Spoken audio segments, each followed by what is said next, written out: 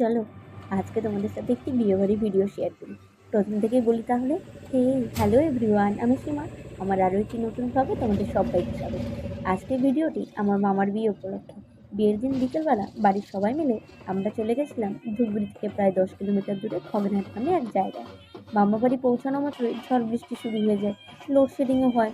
যাই হোক, এসব ভেবে মন খারাপ করলে তো আর চলবে না। এত দূর থেকে ওখানে গিয়েছি, নতুন মামির বাড়ি তো যেতেই হবে, তাই না? তারপর তাড়াহুড়ো করে রেডি হয়ে নিলাম। মা আর দুই দিদা মিলে গাড়ি বরণ করে নিল। তারপর একে একে সবাই মামাকে আশীর্বাদ করলো। এদিকে আবার একটু বাজি পটকাও ফাটানো হচ্ছিল, বিয়েবাড়ি বলে কথা।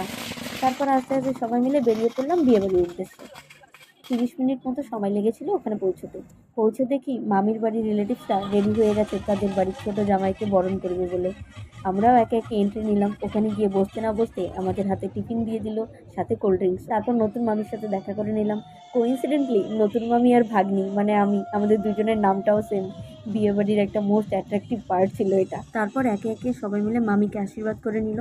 মামির জন্য নেওয়া গিফটগুলো সবাই দিয়ে দিল, যেগুলো স্পেশালি রিসেপশনে পড়া হয়েছিল।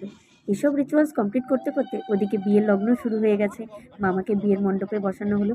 সব রিচুয়ালস কমপ্লিট হচ্ছিল এক এক করে। রাত তখন প্রায় 11:30, তাই আর দেরি না করে আমরা সবাই মিলে খেতে বসে পড়েছিলাম। খাওয়া দাওয়া কেমন হয়েছে সেটা সবার রিয়াকশন দেখে আশা করি বুঝেই গেছো। দারুণ ছিল খাওয়া দাওয়া। সব পেট পুজো কমপ্লিট করে আরও 1 ঘন্টা মতো বিয়েবাড়ি এনজয় করে তারপর সবাই মিলে, স্পেশালি সব বরযাত্রীরা, বাড়ির উদ্দেশ্যে রওনা দিলাম। এই টোটাল টাইমে যে কতবার বৃষ্টি এসেছে আর গেছে তার কোনো হিসেব নেই। যাই হোক, বিয়েবাড়ি ভালোই কেটেছিল। আজ এই পর্যন্তই। ব্লগটি কেমন লাগলো জানিও। ভালো লাগলে একটি লাইক করে দিও। দেখা হবে খুব তাড়াতাড়ি আরও একটি নতুন ব্লগে। ততক্ষণ অবধি টাটা, বাই।